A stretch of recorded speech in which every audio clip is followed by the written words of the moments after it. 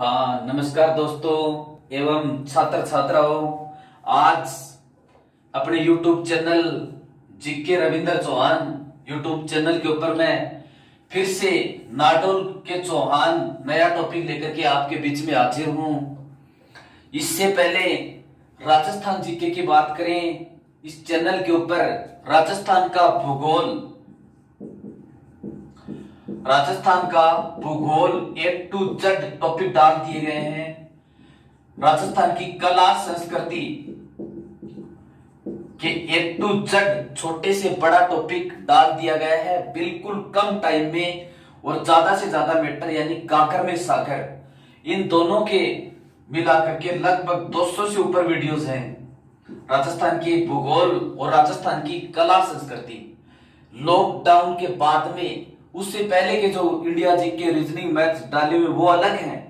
Rajasthan GK के अलावा psychology, Hindi, science, इनके टॉपिक भी YouTube channel GK Ravindra Chauhan के ऊपर डाल दिए गए हैं।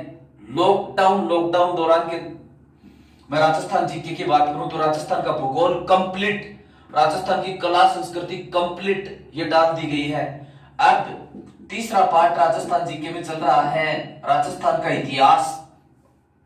ये YouTube के ऊपर अभी पूरा नहीं डाला है, इसका कुछ पार्ट बचा हुआ है। इसके अंदर कौन कौन से टॉपिक डाल दिए मैं बता देता हूं। राजस्थान के प्रमुख इतिहासकार, राजस्थान के प्रमुख शिलालेख, राजस्थान के सिक्के, राजस्थान की सभ्यताएं, राजस्थान की प्रशस्तियां, ये और फिर प्रतिहार, परमार, चालुक्य, चौहान और इनकी उत्पत्ति के सिद्धांत, राजपूतों की उत्पत्ति के सिद्धांत, ये राजस्थान के इतिहास में डाल दिए। बाकी बचा हुआ है वो भी मैं टॉपिक टू टॉपिक एक चीज से दूसरी चीज मिला करके सारा कंप्लीट इतिहास पूरा होने के बाद राजस्थान का, उसके बाद में राजस्थान की राजनीतिक व्यवस्था यानी राजस्थान के मुख्यमंत्री, राजस्थान के राज्यपाल, राजस्थान के इनसे संबंधित, फिर राजस्थान के प्रमुख विभाग जो हैं, आरपीएससी है और कोई विभाग है, राज्य महिला आयोग, कौन कब स्थापना हुई थी, कौन अध्यक्ष है, A to Z टॉपिक आपको करवाए जाएंगे। फिर राजस्थान जीके पूरा होने के बाद में जीके में करंट जीके की क्लास होगी, इंडिया जीके से संबंधित मैटर इसके ऊपर डाला जाएगा। तो कोई भी टॉपिक आपका बचेगा नहीं।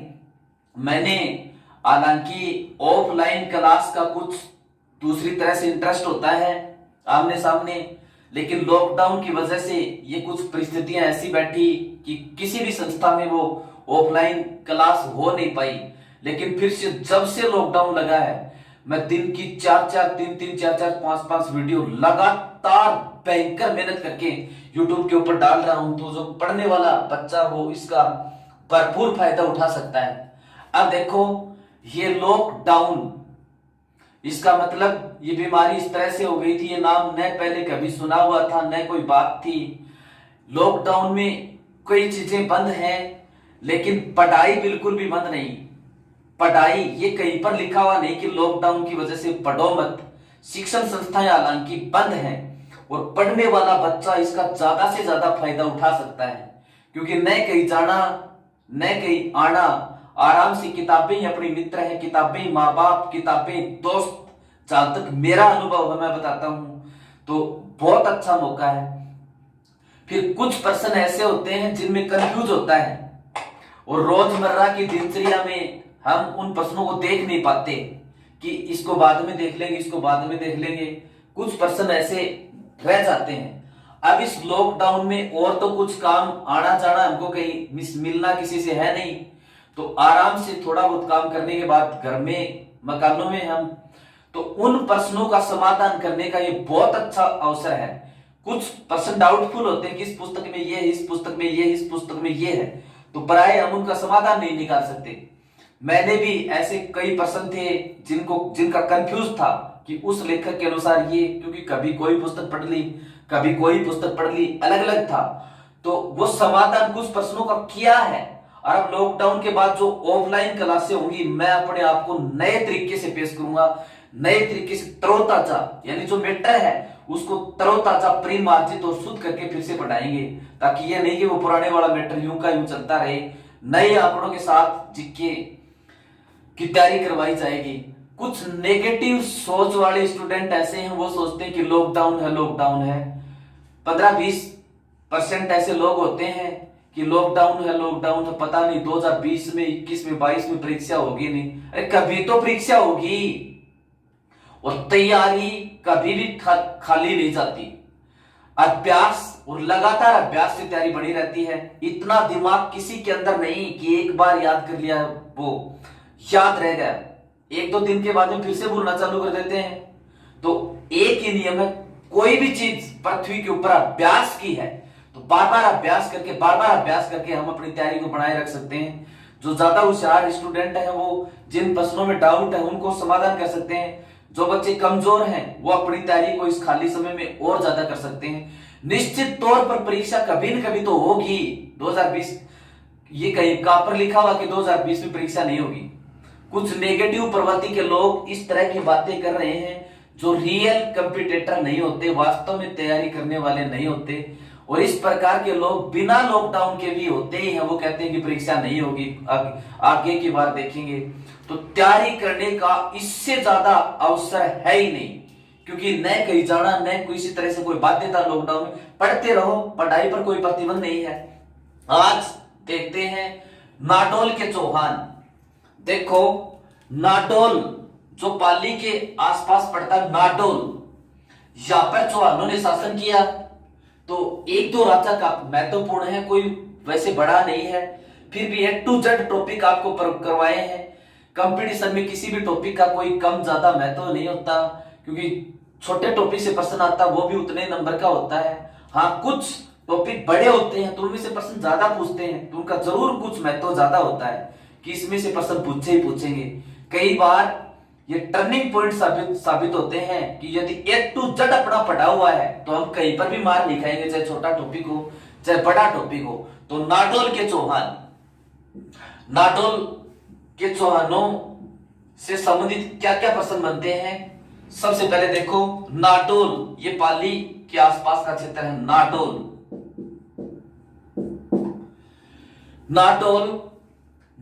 के अंदर पहले, और ये किस राजाओं का शासन हुआ करता था? चावड़ा राजाओं का शासन हुआ करता था। चौहानों से पहले चावड़ों का शासन था। चौहानों से पहले नाडोल के अंदर किसका शासन था? चावड़ों का शासन था। 960 ईस्वी सन के अंदर सामंत सिंह चावड़ा की मृत्यु हो गई। 960 ईस्वी में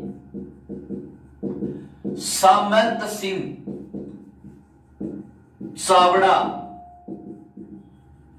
की मृत्यु हो गई। 960 ईस्वी सन में सामंत सिंह चावड़ा जो यहां नाडोल का शासक था उसकी मृत्यु हो गई। अब उसकी मृत्यु के बाद में चौहानों के एक वाकपति राज का पुत्र था लक्ष्मण। इस लक्ष्मण ने नाडोल के ऊपर अधिकार कर लिया और यहां का शासन बन गया। तो इनका संस्थापक कौन हो गया? नाडोल के चौहानों का लक्ष्मण संस्थापक। नाडोल के चौहानों का संस्थापक कौन हो गया? लक्ष्मण। अब ये लक्ष्मण था कौन? वाकपति राज का पुत्र। वाकपति राज का पुत्र। ये नाडोल के चौहान पढ़ रहे हैं हम। नाडोल के में चौहान वंश से पहले किसका शासन था? सबसे पहले यहां से शुरुआत करते हैं। तो नाडोल में चौहान वंश से पहले चावड़ों का शासन था, यानी चावड़ा शासन करते थे। 960 के अंदर क्या हुआ? नाडोल का राजा था सामंत सिंह, उसकी मृत्यु हो गई। उसकी मृत्यु होने के बाद वाकपति राज का पुत्र था लक्ष्मण। इस लक्ष्मण ने नाडोल के ऊपर अधिकार कर लिया और नाडोल के ऊपर अधिकार करके यहाँ का शासन करने लगा। तो प्रश्न यहां से क्या निकला? इनका संस्थापक कौन हो गया? नाडोल के चौहानों का लक्ष्मण चौहान। लक्ष्मण इनका संस्थापक हो गया। अब ये लक्ष्मण कब से कब तक रहा? लक्ष्मण 960 से 83 तक शासक रहा। 83 के अंदर इसकी भी मृत्यु हो गई। अब देखो, इसने नाडोल के ऊपर तो अधिकार कर ही कर लिया, इधर जोधपुर तक सीमा का विस्तार किया, जोधपुर तक सीमा का विस्तार किया।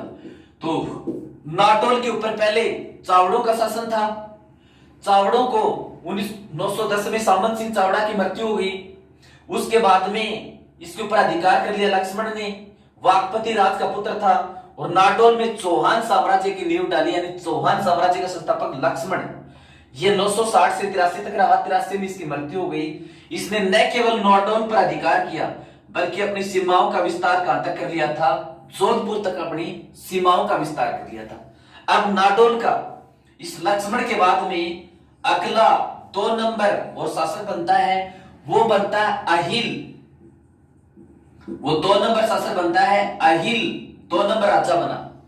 इसके समय में क्या घटना घटती है, मोहम्मद गजनवी ने भारत के ऊपर आक्रमण किया। मोहम्मद गजनवी का आक्रमण, इसके टाइम में घटना घटती है। मोहम्मद गजनवी, इसको लुटेरा शासक, मूर्ति भंजक शासक भी कहते हैं। यह अफगानिस्तान से भारत के अंदर आया था और भारत में धन लूट करके वापस चला गया था। इसने गजनी का शासक था, ये राजा बनते ही साथ इसने ये सौगंध खाई थी कि मैं प्रति वर्ष भारत के ऊपर आक्रमण करूंगा। मोहम्मद गजनवी ने, इस मोहम्मद गजनवी ने कुल भारत के ऊपर 17 बार आक्रमण किया था। 17 बार में ये सभी में सफल रहा था। कंपटीशनों में बहुत इंपॉर्टेंट है ये बात। मोहम्मद गजनवी ने भारत के ऊपर कुल कितने बार आक्रमण किया था, 17 बार। कितने में सफल रहा, सभी में सफल रहा। इसने 17 बार आक्रमण किया था। इसका पहला जो आक्रमण था, वो पहला आक्रमण था, यहां पर सिंध पड़ता है पाकिस्तान के अंदर, सिंध के ऊपर 1001 ईस्वी में। और पहला आक्रमण किसके ऊपर था, सिंध के जाटों पर। सिंध के जाटों पर इसका पहला आक्रमण था। जिक्के में ये नहीं, अपने को रटने से काम नहीं चलेगा।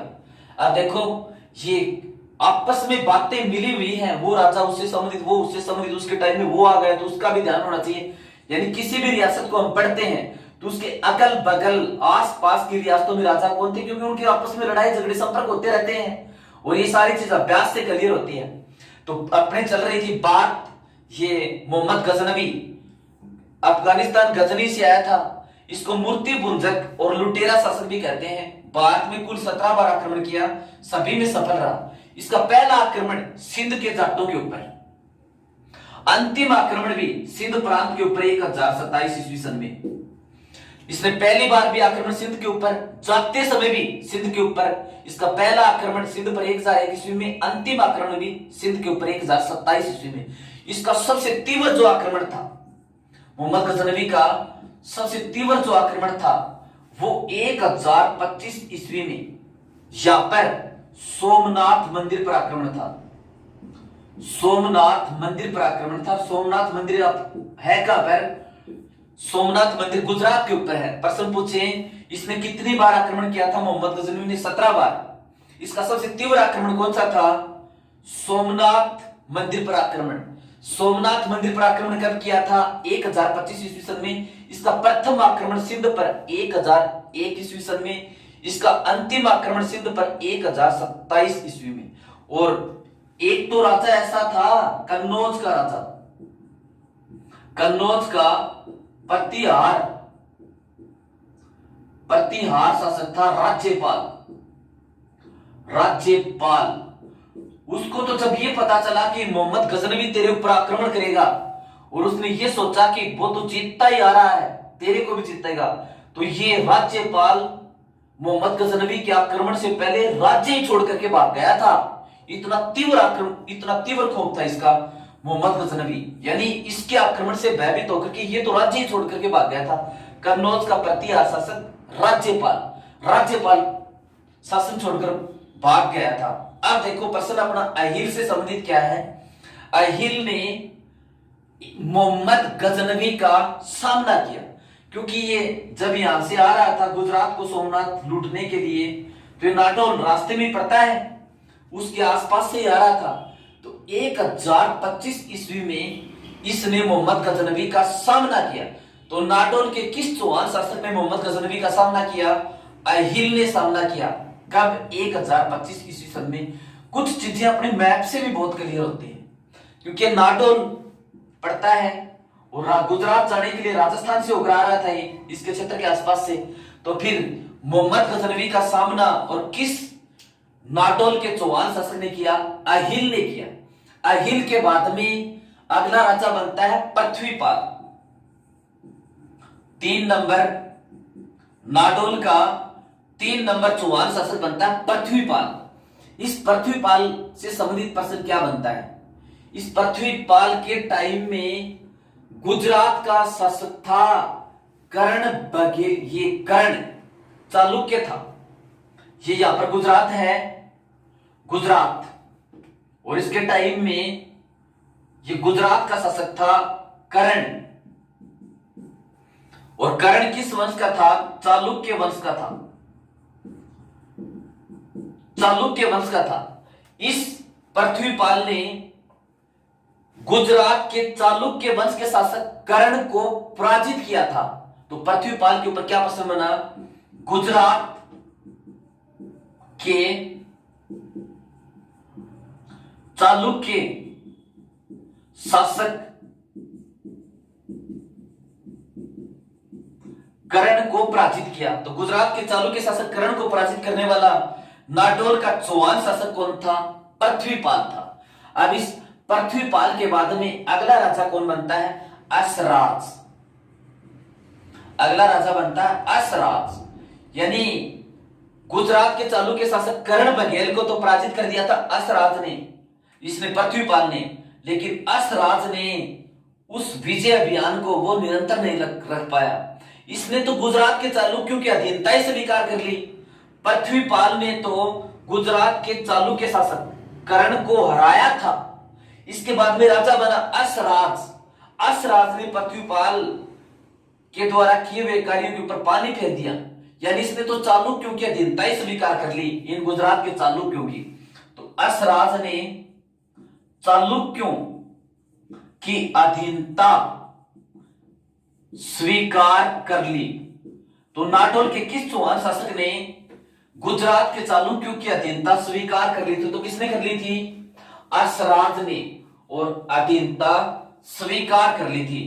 अब देखो, इस पृथ्वीपाल ने नाडोल के शासक पृथ्वीपाल ने गुजरात के किस चालुक्य शासक को हराया था? तो किस चालुक्य शासक को हराया था? कर्ण को। और पृथ्वीपाल के बाद में अशराज बना, उसने गुजरात के चालुक्यों की अधीनता ही स्वीकार कर ली। इसके बाद में नाडोल का 5वां शासक बनता है अलहण। नाडोल का 5वां शासक कौन बनता है? अलहण। अलहण नाडोल का 5वां शासक बनता है। इस अलहण के ऊपर क्या प्रश्न बनता है? अलहण का पुत्र था कीर्तिपाल चौहान। इसका पुत्र था कीर्तिपाल चौहान। इस कीर्तिपाल चौहान ने यहां पर जालौर में और चौहान वंश की स्थापना की। तो जालौर में चौहान वंश की स्थापना किसने की थी? कीर्तिपाल चौहान ने। और कीर्तिपाल चौहान किसका पुत्र था? अलहण चौहान का पुत्र था। नाडोल के अलहण का पुत्र था। नाडोल यहां पर पाली में। अब अलहण के पुत्र कीर्तिपाल चौहान ने जालौर के अंदर चौहान वंश की स्थापना की। तो जालौर में चौहानों का संस्थापक कीर्तिपाल चौहान। और कीर्तिपाल चौहान मैं पहले ही बता चुका हूं कौन था ये, किसका पुत्र था? अलहण का पुत्र था कीर्तिपाल चौहान। अब देखो, अलहण के बाद में अगला राजा कौन बनता है? अलहण के बाद में अगला राजा बनता है केलहण। नाडोल के चौहानों का अगला शासक बनता है केलहण। केलहण केलहण ने मूलराज सेकंड के सामंत के रूप में, मूलराज यानी गुजरात का शासक था मूलराज सेकंड, और उसके सामंत था, उसके सामंत के रूप में। और 1178 के अंदर मोहम्मद गोरी को पराजित किया। केलहण देखो, ये पाकिस्तान ये अफगानिस्तान, और अफगानिस्तान के अंदर ये गजनी, गजनी यहां पर गौर प्रदेश था और वहां का शासक था मोहम्मद गोरी। मोहम्मद गोरी ने आक्रमण किया 1178 में गुजरात के ऊपर। गुजरात पर आक्रमण किया 1178 में। यह मोहम्मद गोरी का भारत के अंदर पहला आक्रमण था। तो मोहम्मद गोरी ने जब गुजरात के ऊपर आक्रमण किया 1178 में आक्रमण किया, तो इधर से नाडोल के शासक केलहण ने और जो गुजरात का शासक था उसका साथ दिया। और गुजरात का शासक कौन था? मूलराज सेकंड। फिर से देखते हैं, अलहण के बाद में नाडोल का शासक बना केलहण। इस केलहण के टाइम में मोहम्मद गोरी यहां गजनी का शासक था। मोहम्मद गोरी ने गुजरात के ऊपर 1178 में आक्रमण किया। उस समय गुजरात का शासक कौन था? मूलराज द्वितीय या मूलराज सेकंड भी इसको कह सकते हैं। तो मूलराज सेकंड और मोहम्मद गोरी ने इसके ऊपर आक्रमण किया। तो इस केलहण ने मूलराज सेकंड के सामंत के तौर पर या सामंत के रूप में मोहम्मद गोरी से लड़ाई की थी या मोहम्मद गोरी के विरुद्ध युद्ध किया था। तो इसने मूलराज सेकंड के सामंत के रूप में मोहम्मद गोरी से युद्ध किया। और मोहम्मद गोरी से इसने युद्ध कब किया था? 1178 में। मूलराज सेकंड चालुक्य शासक इसके सामंत के रूप में युद्ध किया। फिर धीरे धीरे ये चालुक्यों की अधीनता तो स्वीकार कर ली थी। नाडोल के शासकों ने गुजरात के चालुक्यों की अधीनता तो स्वीकार कर ली थी, उनके सामंतों के रूप में ये काम करते थे। फिर 1205 के अंदर नाडोल जो शाखा थी वो जालोर शाखा में मिल गई। तो 1205 में चौहानों की नाडोल शाखा किस शाखा में मिल गई? किस शाखा में मिल गई? तो इसका उत्तर होगा जालोर शाखा। तो 1205 के अंदर नाडोल शाखा और किस शाखा में मिल गई? जालोर शाखा में। फिर से देखते हैं, अलहण नाडोल का शासक, इसका पुत्र था कीर्तिपाल चौहान, जिसने जालोर शाखा की स्थापना की थी। जालोर में चौहानों का संस्थापक कौन था? कीर्तिपाल चौहान। फिर इसके बाद में